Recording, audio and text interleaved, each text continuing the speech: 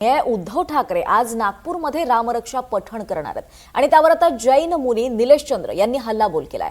उद्धव ठाकरेंनी औरंगजेबाला आपला भाऊ आणि मुस्लिमांना बंधू मानलाय, त्यामुळे टोपीवाल्यांना खुश करण्यासाठी त्यांनी आता कुराण वाचावं अशी आक्रमक टीका जैन मुनींनी केली आहे। तर मुख्यमंत्री देवेंद्र फडणवीस हे महाराष्ट्रातील राम आहेत, त्यांच्या राज्यात रामरक्षाची गरज नाही, कारण ते रोज रामरक्षा करतात। ठाकरे आता हिंदू विरोधी झालेत, त्यांना बुडवण्यात संजय राऊत यांचाच हात असल्याचा दावा करत त्यांनी ठाकरेंना मातोश्रीच्या शुद्धीकरणाचा सल्ला दिलाय आणि याच संदर्भात त्यांच्याशी बातचीत केली आहे आमचे प्रतिनिधी शुभम बायस्कर यांनी। मुख्यमंत्री देवेंद्र फडणवीस यांच्या होम ग्राउंडवर आज उद्धव ठाकरे स्वतः रामरक्षेचं पठण करतायत आणि याच विषयी बोलण्यासाठी आपल्यासोबत जैन मुनी निलेश चंद्र आहेत। उद्धव ठाकरे आज नागपुरात आहेत आणि रामरक्षा पठण करतायत, कसं बघता? मला तर असं वाटते की उद्धव साहेब आपली मातोश्री ठेवून, कारण की शुद्धीकरण मातोश्रीचं करायला हवं। आणि रामरक्षा कवच हे तर रामाच्या विरुद्ध आंदोलन आहे, की रामाच्या विरुद्ध बघितलं मी न्यूज, रामाच्या विरुद्ध आंदोलन आहे, पण हे रामद्रोही आहे, रामाचे विरोधी आहेत। तर मला असं वाटते की मुख्यमंत्री देवाभाऊ हे महाराष्ट्राचे राम आहेत।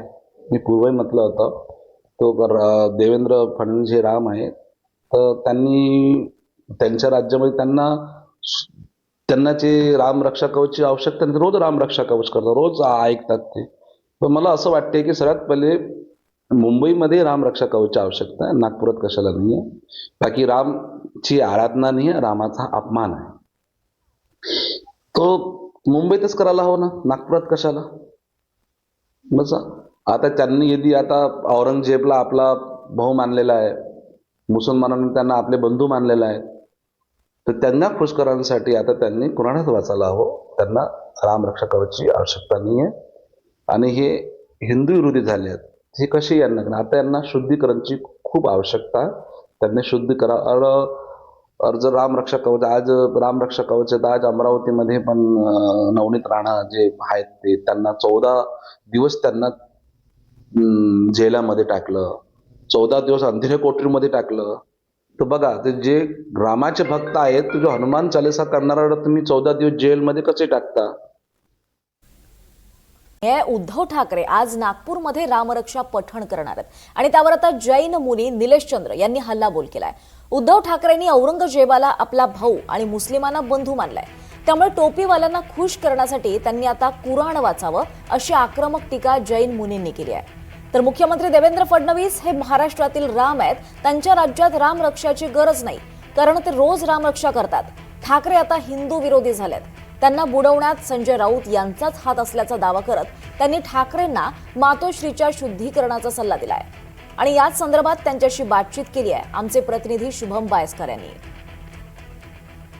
मुख्यमंत्री देवेंद्र फडणवीस यांच्या होम ग्राउंडवर आज उद्धव ठाकरे स्वतः रामरक्षेचं पठण करतायत आणि याच विषयी बोलण्यासाठी आपल्यासोबत जैन मुनी निलेश चंद्र आहेत। उद्धव ठाकरे आज नागपुरात आहेत आणि रामरक्षा पठण करतायत, कसं बघता? मला तर असं वाटते की उद्धव साहेब आपली मातोश्री ठेवून, कारण की शुद्धीकरण मातोश्रीचं करायला हवं। आणि रामरक्षा कवच हे तर रामाच्या विरुद्ध आंदोलन आहे, की रामाच्या विरुद्ध बघितलं मी न्यूज, रामाच्या विरुद्ध आंदोलन आहे, पण हे रामद्रोही आहे, रामाचे विरोधी आहेत। तर मला असं वाटते की मुख्यमंत्री देवाभाऊ हे महाराष्ट्राचे राम आहेत। मी पूर्वी म्हटलं होतं तो देवेंद्र फडणवीस हे राम आहे, तर त्यांनी त्यांच्या राज्यामध्ये त्यांना जे रामरक्षा कवचची आवश्यकता नाही, रोज रामरक्षा कवच करतात, रोज ऐकतात ते। पण मला असं वाटते की सर्वात पहिले मुंबईमध्ये रामरक्षा कवचची आवश्यकता आहे, नागपुरात कशाला नाही आहे। बाकी रामची आराधना नाही आहे, रामाचा अपमान आहे, तो मुंबईतच करायला हवं ना, नागपुरात कशाला? बस आता त्यांनी यदि आता औरंगजेबला आपला भाऊ मानलेला आहे, मुसलमानांनी त्यांना आपले बंधू मानलेला आहे, तर त्यांना खुश करण्यासाठी आता त्यांनी कुराणात वाचायला हवं। त्यांना रामरक्षा कवचची आवश्यकता नाही आहे आणि हे हिंदू विरोधी झाले आहेत, हे कसे यांना आता यांना शुद्धीकरणची खूप आवश्यकता आहे। त्यांनी शुद्धी करा। जर रामरक्षा कवच आज रामरक्षा कवच आज अमरावतीमध्ये पण नवनीत राणा जे आहेत ते त्यांना 14 दिवस त्यांना जेलामध्ये टाकलं, 14 दिवस अंधेऱ्या कोठडीमध्ये टाकलं। तर बघा ते जे रामाचे भक्त आहेत, तो जो हनुमान चालिसा करणारा तुम्ही 14 दिवस जेलमध्ये कसे टाकता?